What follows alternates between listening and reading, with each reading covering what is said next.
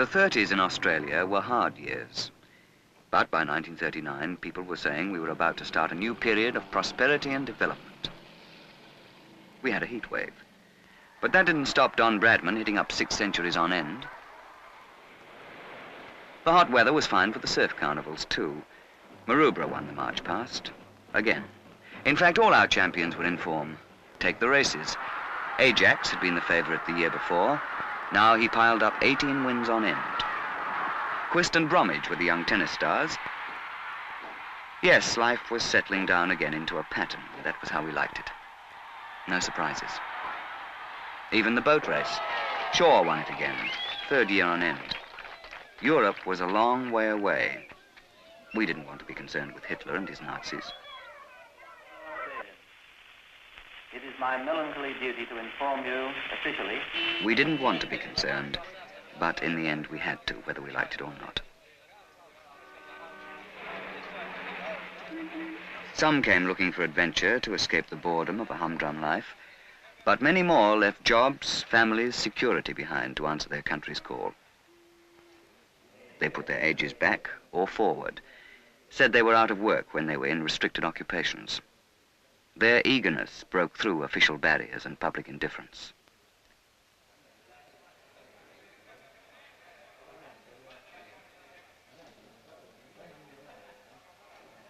In this way, a remarkable force was created.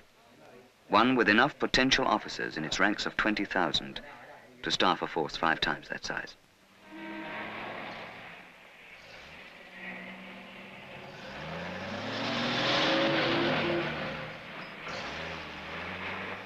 I can't say I enjoyed my first weeks in the army.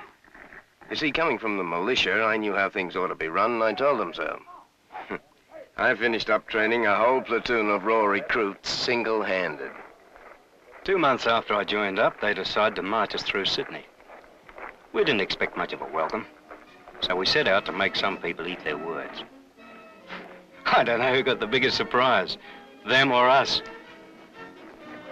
I always reckon that day turned me into a soldier. Just in time, I might add. 5 days later, we began embarking.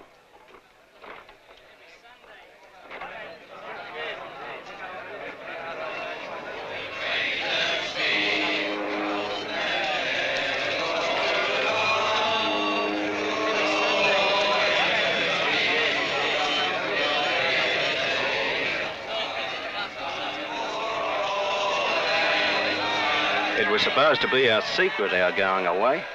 Secret?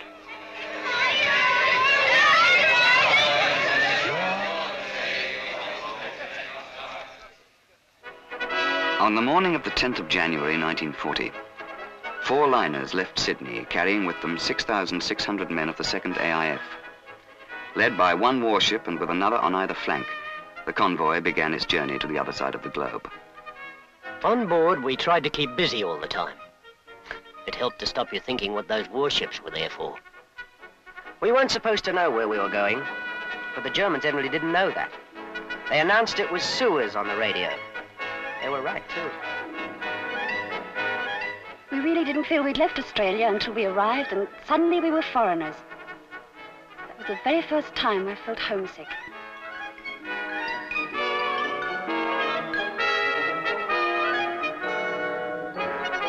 And so, for the 2nd time in history, an Australian force entered Palestine.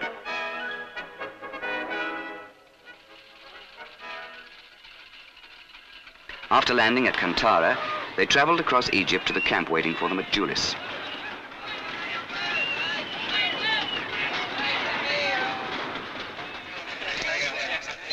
They found bare tents pitched on muddy ground, but they quickly set to work improving conditions before the final training started.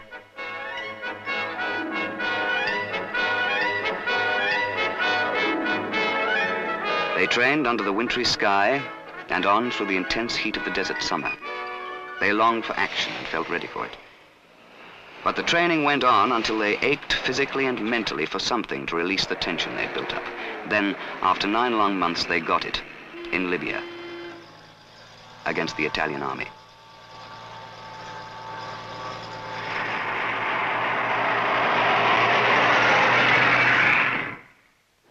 All their training had been building up to this moment. Everything as they'd practiced it, except that they'd never done it in combat before.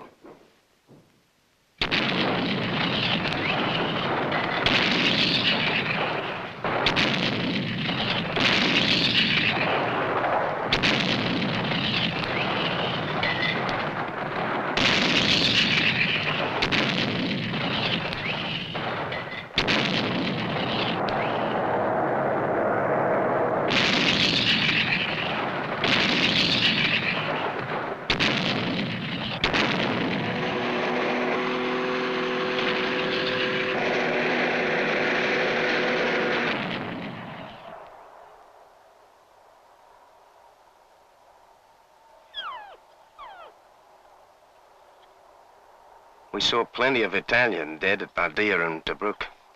We left plenty of our own mates there, too. Of course, they were wounded from both sides.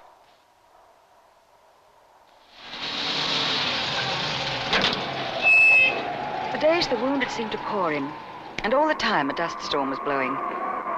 Filthy yellow grit that got in their eyes, their mouths, their lungs. Made it all so much worse. They say a civilian never really becomes a soldier until he's come through combat for the first time. Well, we made it, some of us. But we'll never be quite the same again.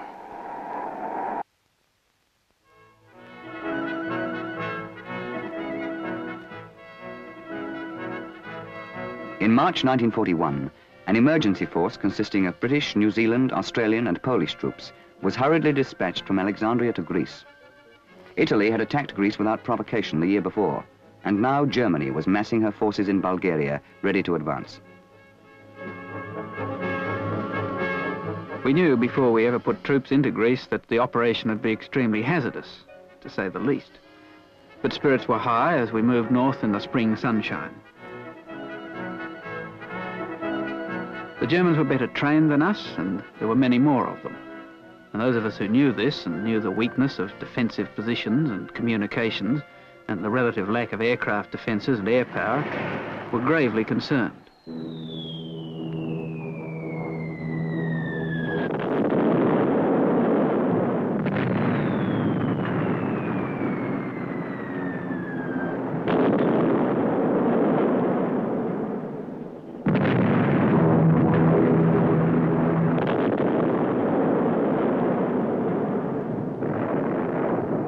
Within 2 weeks, we knew the position was hopeless, and there was nothing to do but pull out.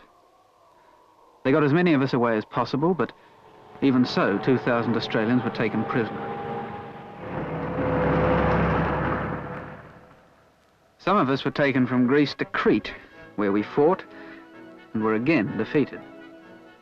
But the lucky ones came straight back to Egypt. Even the trip back was a nightmare. We'd slept on deck with our rifles beside us all the time to shoot at the dive bombers. By the time we got to Alexandria, we'd had it.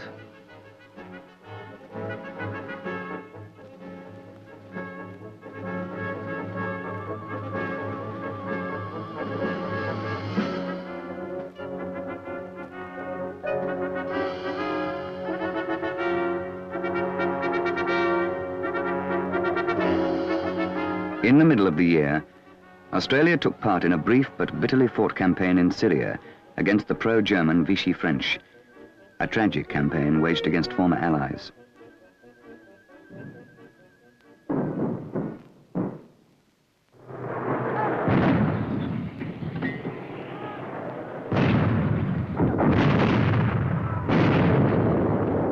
The Vichy French capitulated in July after the capture of Damour. Meanwhile, the face of the enemy had changed. Angered at the failure of the Italians, Hitler sent powerful German forces to Tripoli, known as the Afrika Korps, their proud commander, Rommel. This was the enemy, highly trained and professional. They appeared cold, ruthless, and very different from the good-humored and informal Australians. Yet each recognized in the other qualities which, if not envied, were at least respected. These were the men whose armored might was to force the Allies back across North Africa from the point they had reached well beyond Benghazi, right back until a stand was made at Tobruk. In a small area surrounding Tobruk Harbour, 24,000 troops were standing firm. The perimeter was a semicircle 22 miles long, and all along it, men dug themselves into the earth and clung there.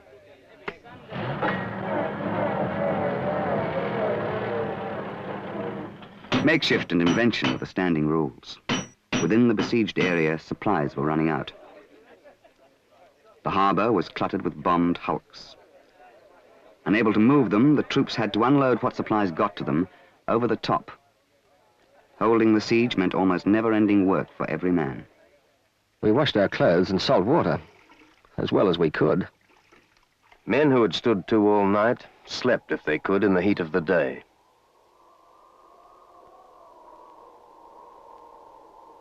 Self-supporting prisoners, the German radio called us. The rats who lived in holes in the ground. We rather liked that. The food came out of tins and we flavored it with vitamin pills. When they had us completely surrounded, water and rations were cut another 50%. Day and night, Rommel continued to pound us with his artillery. We replied with everything we had. Even some pretty useless guns we'd captured from the Italians.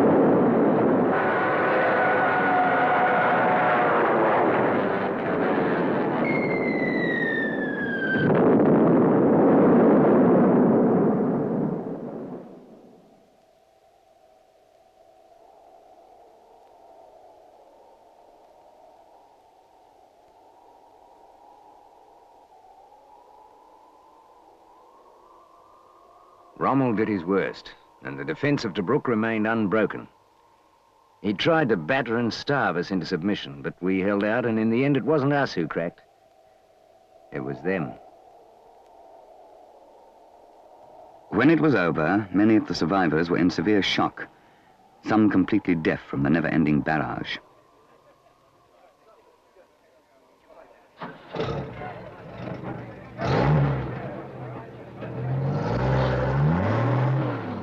With light hearts, they left Tobruk, but they carried with them the inevitable scars of 8 long months of privation and strain.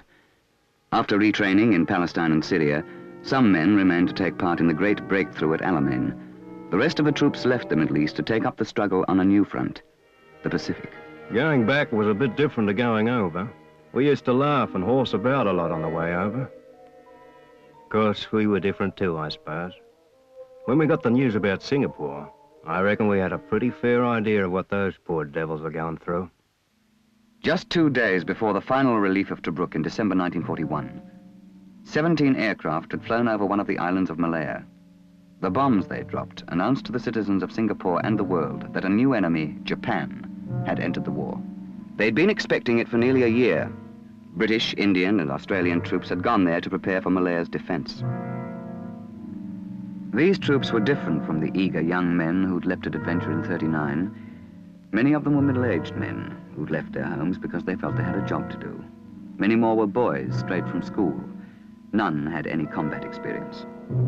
Suddenly, they were thrown against a ruthless enemy, the experienced elite of the Japanese army.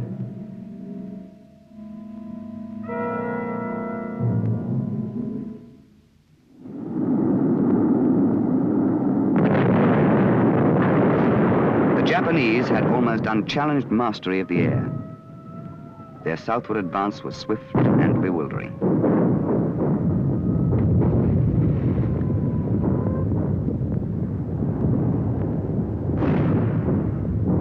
By February, just 10 weeks after the first attack, the so-called fortress of Singapore was ablaze.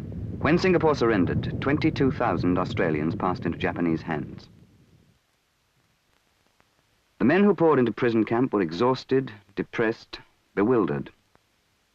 As many as 1,000 of them were housed in quarters intended for 120. Bombing had destroyed the sanitary system, dysentery spread quickly, and cholera broke out. Nearly everyone had malaria as well. Improvised medical resources could not stem the tides of disease and death. Their captivity lasted 3.5 years, and 8,000 men, more than a third of all prisoners taken, died.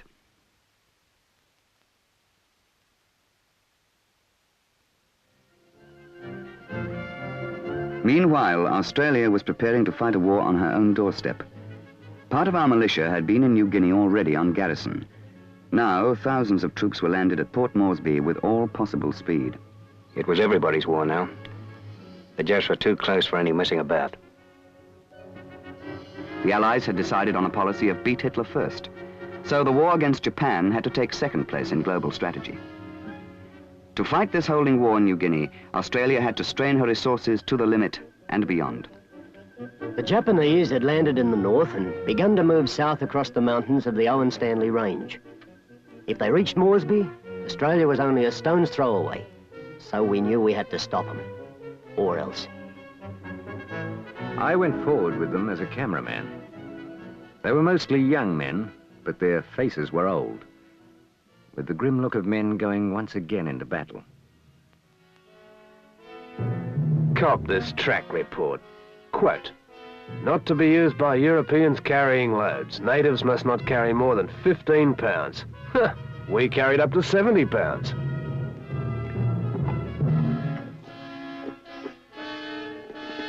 We hauled 25-pounders up that impossible track. Once it took us 12 hours to cover 9 miles.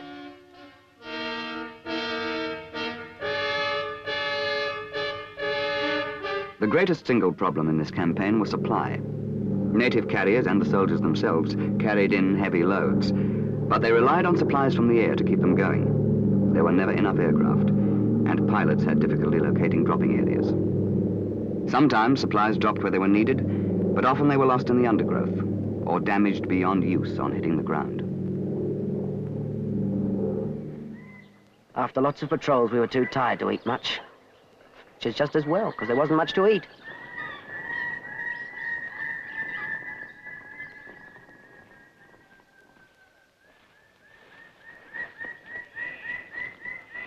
Up and down, up and down. As we went forward, we passed the native stretcher bearers bringing the wounded back. Oh, well, at least we wouldn't have to walk back. Like meeting your future face to face. In the pictures I took, I tried to show the stamina and endurance that campaign called for. I used to write the captions, too. But sometimes words weren't necessary.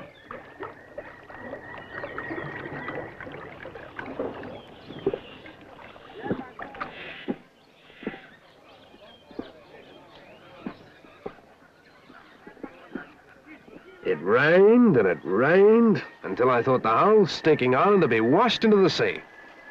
But the boys carried on just the same.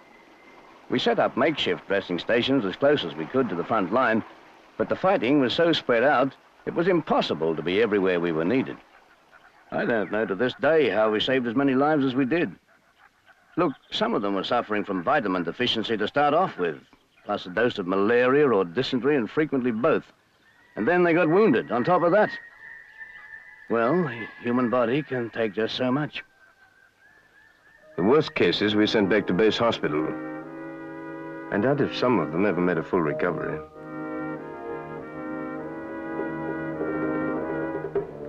A lot of them had come from Boona and Gona, where they were fighting in sago swamps most of the time. Even before they were wounded, the climate, that awful humidity, had weakened them badly. The worst part was that we all knew as we worked to get them back on their feet that what we were really doing was getting them ready to go back and fight, all over again. They wanted to get us into the Markham Valley, but the Japs had control of Leh and Salamoa, and there seemed to be no other way in. Then somebody got a bright idea. The Yanks who were with us reckoned they'd spent 8 months training for something like this. But most of us had never even made one practice jump before. When it came to the point, I forgot all the instructions. I simply crossed my fingers and jumped.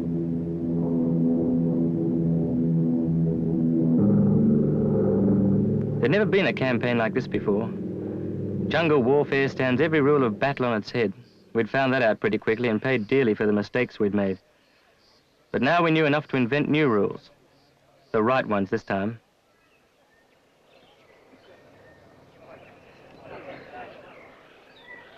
By the time we got to Shaggy Ridge, we too knew our way about in the jungle. We ought to. Some of us had been fighting in it for more than a year. And however much we hated it, however exhausted we were by the appalling conditions, we knew what we were doing. We could match the Jap, trick for trick, cunning for cunning. At last, the odds were evening up.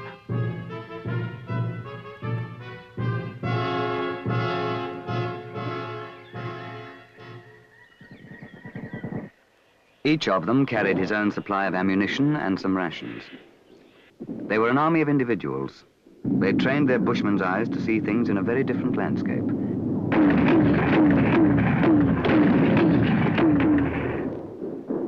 We listened while a barrage of mortars and mountain guns softened them up first. And as soon as that finished, we moved in.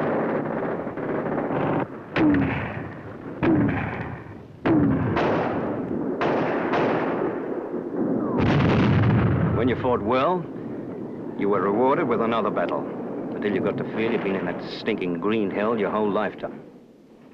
You fought the Jap, sure, but you also fought malaria and dysentery and malnutrition. You fought the rain and the mud and the wet. You fought the heat. You fought the cold. You fought your feet, red, raw, and swollen white. You fought your body, weeping with tropical ulcers. Every ridge you took was a bitter battle. And then there was another ridge, and another, and another.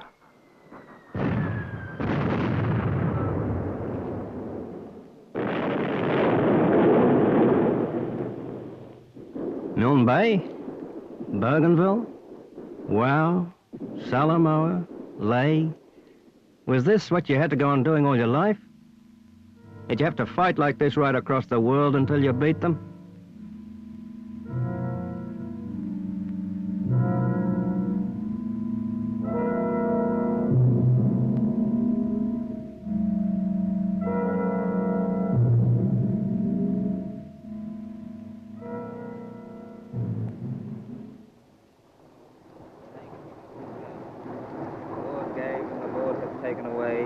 Blessed be the name of the Lord. We cherish his memory here, we commend his spirit to God who gave it, and consigned his body to the earth.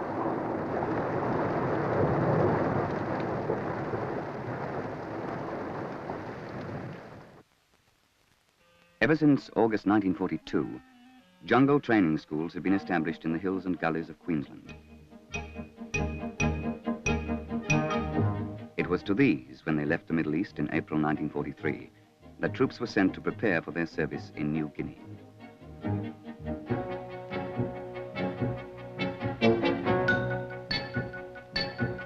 Men who were veterans of a dozen campaigns had to start again at the bottom and learn the techniques of this new kind of warfare.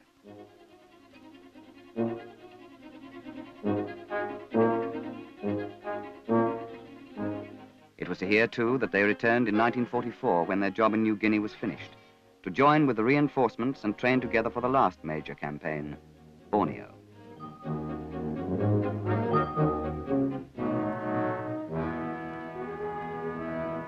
By April 1945, the war against Japan was drawing to a close.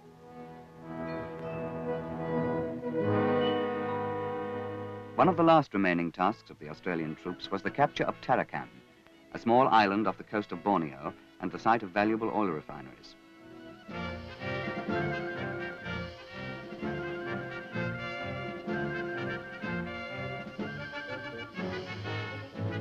It was an Allied combined operation, carried out with the full support of Allied naval and air forces. For the first time in the history of the war, the balance of strength was on our side. We had sufficient troops, well provided with the latest equipment, and the operation was planned by men with 3 years of experience in the island campaigns. Early on the morning of the 1st of May, and preceded by a severe bombardment from naval ships and strikes by aircraft, the landing on the beach at Tarakan commenced.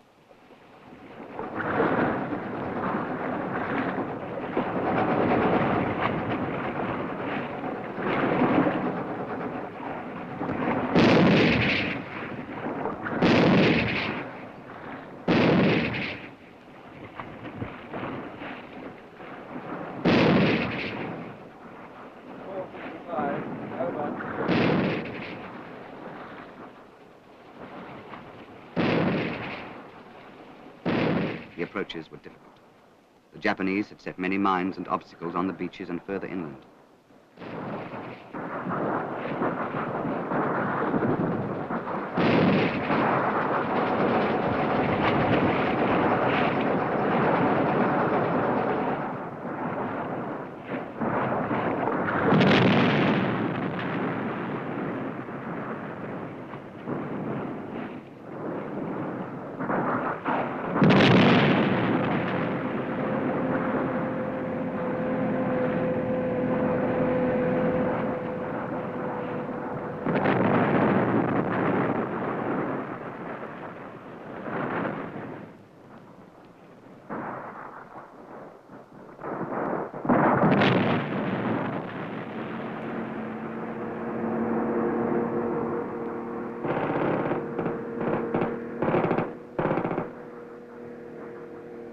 At first, the progress of the infantry was slow.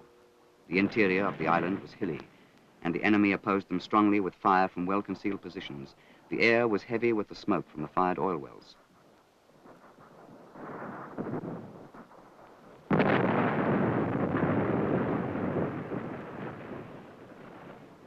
Snipers were everywhere, and the commando squadron found it hard to expel the Japanese from Tarakan Hill. But by the end of the 5th of May, after 5 days of severe fighting, the hill was cleared and the town was ours. The invasion of Borneo itself had begun on the 10th of June, when the fight for Tarakan was entering its final stage. Strong resistance had been encountered at first, but eventually, harassed by ground and air attacks, the enemy began to withdraw. As soon as we got the upper hand, it was just a question of mopping up and getting organized. Most of us found the boredom of all this pretty hard to take. It was then you started to worry about the family. The wife, sick of being married to a soldier. And the kids, who last time you saw them treated you so politely, like a great uncle or something.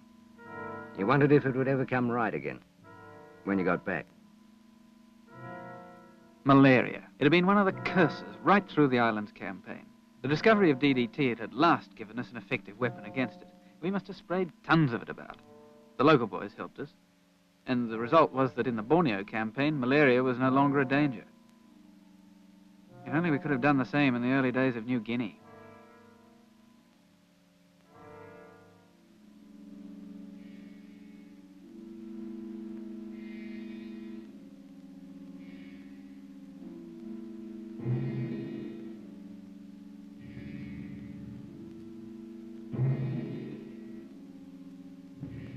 We'd liberated Borneo. And even though we'd never been better organized or better equipped, we still came out of it with men killed and others wounded. We were sick of the sight of dead and maimed bodies, and I think we were all wondering in the back of our minds just how much more we could take. We heard they were planning to invade Malaya next, and after that, Japan itself. Then the news of Hiroshima broke. 78,000 human beings, civilians, killed in one blow, and God knows how many wounded. And it was all over. Finished with one bomb. It made me wonder what the last 5 years had been for.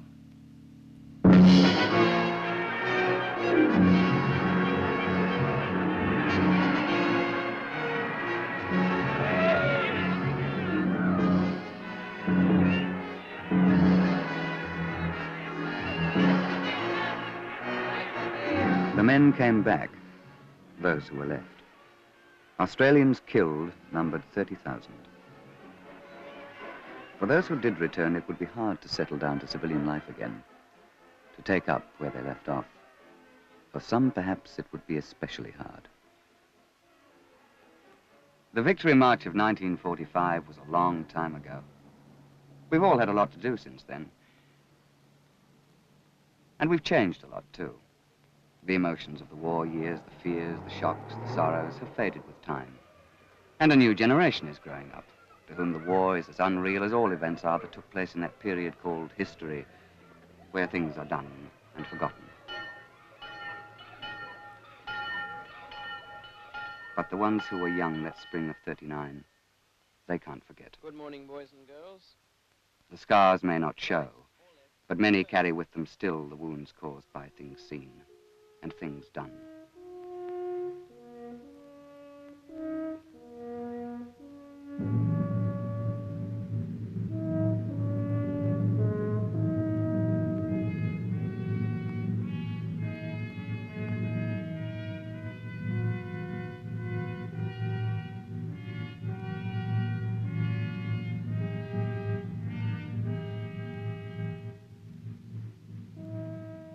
The period of prosperity was won, but it cost a lot. From what they went through during the war, many men will never fully recover. The damage cannot be undone. Treat them with care.